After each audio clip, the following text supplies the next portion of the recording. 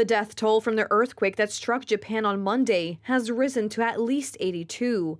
Thousands of rescuers continue to search for survivors under the rubble of buildings. The race against time continues. There is a large number of people trapped beneath collapsed buildings, still awaiting rescue.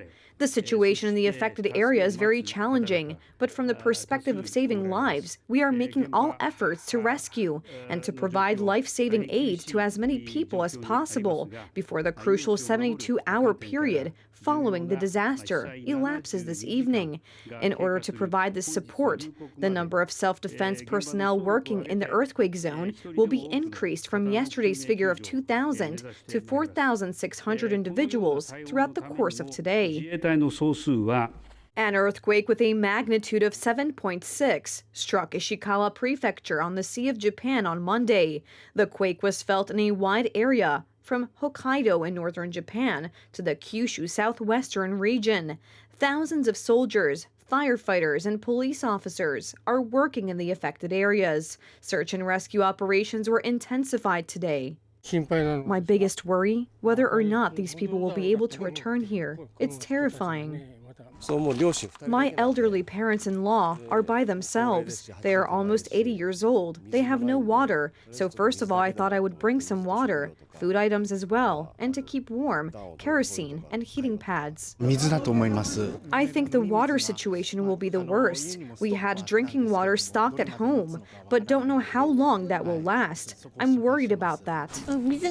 There's no running water, no toilet, and we can't wash our hands. There are little babies in the evacuation center, and my biggest worry is that they don't get infected with COVID or influenza. Rescue operations have been hampered by impassable, cracked roads, as well as aftershocks. More than 600 aftershocks have been reported since Monday. Local authorities report many cases of people trapped under the rubble of collapsed buildings. In Ishikawa Prefecture, 33,000 evacuees are still unable to return to their homes, and another 30,000 remain without electricity. In Ishikawa and two neighboring prefectures, 110,000 households have no running water. An anticyclone from the Arctic struck Scandinavia. Record low temperatures have been recorded in the north of Sweden. In the south of Sweden, rescue services evacuated motorists from hundreds of cars stuck overnight due to heavy snowfall, strong winds, and icy conditions. Meanwhile, Norway experienced strong snowstorms. The temperature has reached as low as minus 40 degrees Celsius. Some schools have been closed. Railroad transportation is paralyzed. In addition, ferries connecting Sweden with Poland have been suspended. In Lulu, some 900 kilometers north of Stockholm, and some 150 kilometers south of the Arctic Circle, the temperature was at minus 38 degrees Celsius when resident Johan Sundqvist got a notification of a power failure. We got an alarm on the clock that the power went out, and we got that notification at 4:10. What did you do then? I went up to see how cold it was, and it was minus 38 degrees, so the only thing to do was to get up and fire up the tile stove.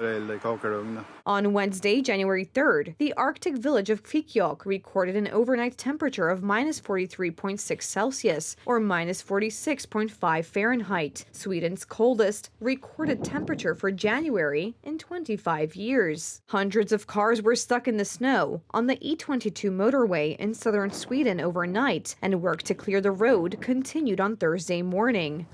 I have waited here for 12, soon 13 hours, so it feels like I know what the deal is now.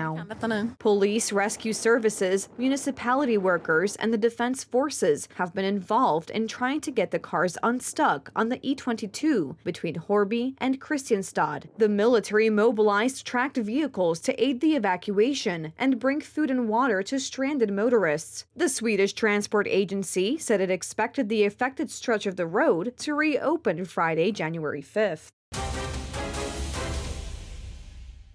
Despite the crackling cold, Queen Margrethe II of Denmark, Europe's longest-serving monarch, rode through the streets of Copenhagen in a gold-plated horse carriage for the last time as monarch. Next week, she will hand over the throne to her eldest son, Crown Prince Frederik. On January 14th, she will abdicate after 52 years on the throne. I think I like the Queen pretty much.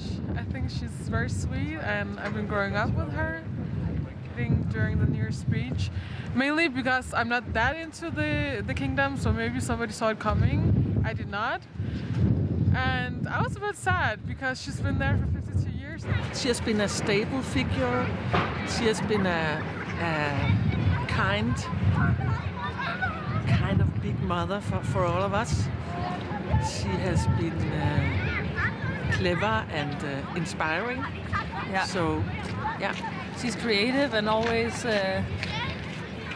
is always there every New Year's Eve. So she also marks the beginning of a new year.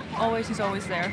The 83-year-old queen, who was crowned in 1972, announced on live TV during her traditional New Year's Eve speech that she intends to abdicate the throne, taking many in the country of 5.9 million people by surprise. The queen has enjoyed broad support throughout her life from the public, who have described her as a tactful and yet creative personality, often designing costumes and scenography for theater plays and ballets, interpreting the fairy tales of famous Danish author Hans Christian Andersen. She became heir to her father in 1953 at the age of 13, after a constitutional amendment allowed women to inherit the throne. She will abdicate on January 14th and be succeeded by her eldest son, who will become King Frederick X.